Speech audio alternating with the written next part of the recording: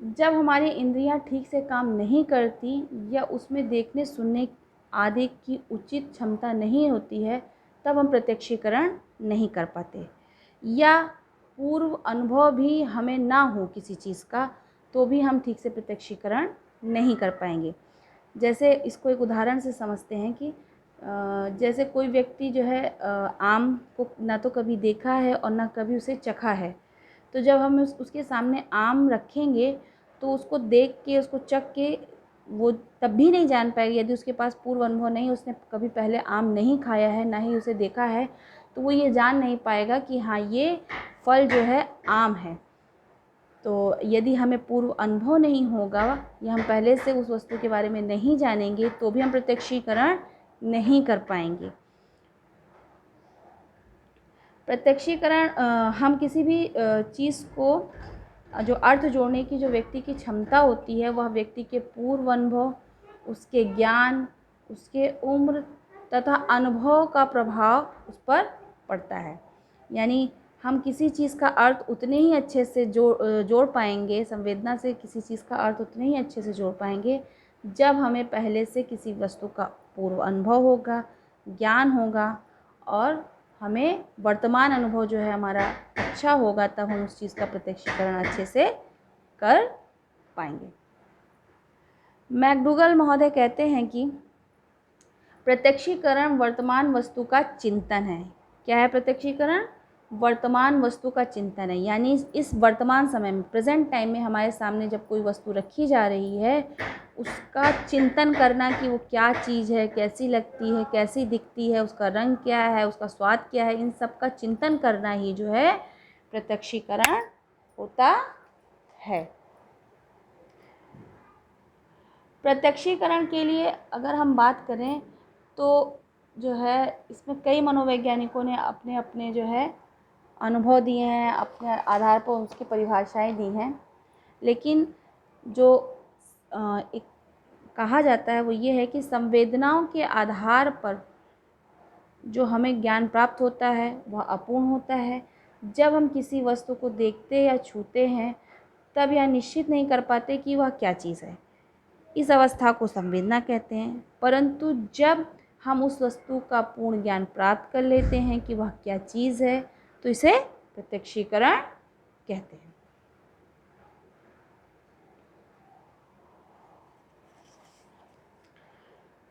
प्रत्यक्षीकरण के लिए सबसे पहले ज़रूरी होता है किसी भी वस्तु का उपस्थित होना। अगर हम बात करें तो प्रत्यक्षीकरण के जो निर्धारक या तत्व होते हैं, उसमें सबसे ज़रूरी है प्रत्यक्षीकरण के लिए सबसे पहले किसी वस्तु या उत्तेजना का उपस्थित होना आवश्यक होता है। जब हमारे सामने कोई वस्तु होगी, उसी का ही तो हम प्रत्यक्षीकरण करेंगे। तो प्रत्यक्षीकरण करने के लिए व्यक्ति के सामने किसी वस्तु या उत्तेजना का होना आवश्यक होता है। जब व्यक्ति किसी वस्तु का प्रत्यक्षीकरण करता है तो ज्ञानेंद्रियों के माध्यम से ही प्रत्यक्षीकरण करता है। इसलिए प्रत्यक्षीकरण के लिए ज्ञानेंद्रियों का प्रभावित होना आवश्यक है। हमारी ज्ञानेंद्रियां कैसे प्रभावित होंगी?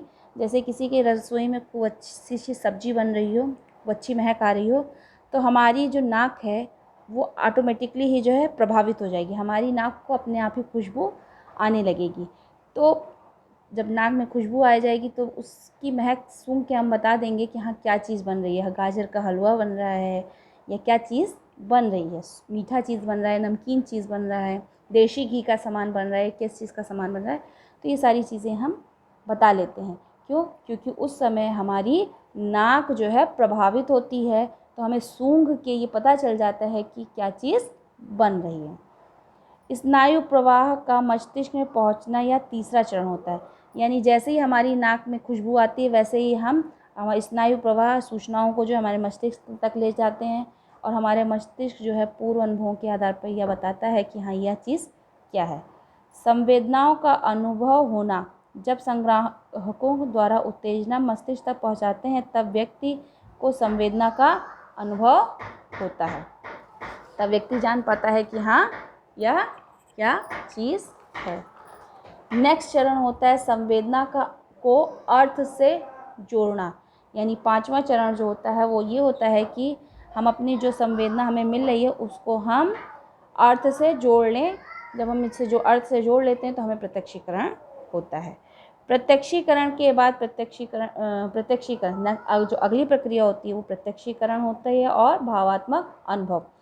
प्रत्यक्षीकरण करते समय व्यक्ति से संबंधित भाव भी जागृत होते हैं, इसे भावनात्मक प्रक्रिया कहा जाता है। यह एक फ्लो चार्ट है जिसमें यह दर्शाया गया है कि जब हम किसी वस्तु का प्रत्यक्षीकरण करते हैं तो क्या होता है। सबसे पहले संग्राहक उत्तेजना को ग्रहण करती है, यानी हमारी आँख, नाक, कान, त्वचा, जीभ आदि से हमें जो है सूचनाएं हम ग्रहण करते हैं।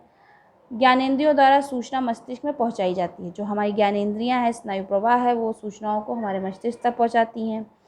जब ये मस्तिष्क में पहुंचाती हैं तब हमें संवेदना होती है, और संवेदनाओं को जब हम पूर्व अनुभवों से जोड़ लेते हैं तब हमें प्रत्यक्षीकरण होता है। ठीक है बच्चों, आज की क्लास में हम इतना ही सीखेंगे, बाकी हम नेक्स्ट क्लास के लिए रखते हैं। इससे संबंधित जो भी प्रश्न उत्तर हैं वो मैं आपको दे दूँगी। जो भी आपको ना समझ में आए वो आप हमसे दोबारा पूछ सकते हैं। धन्यवाद।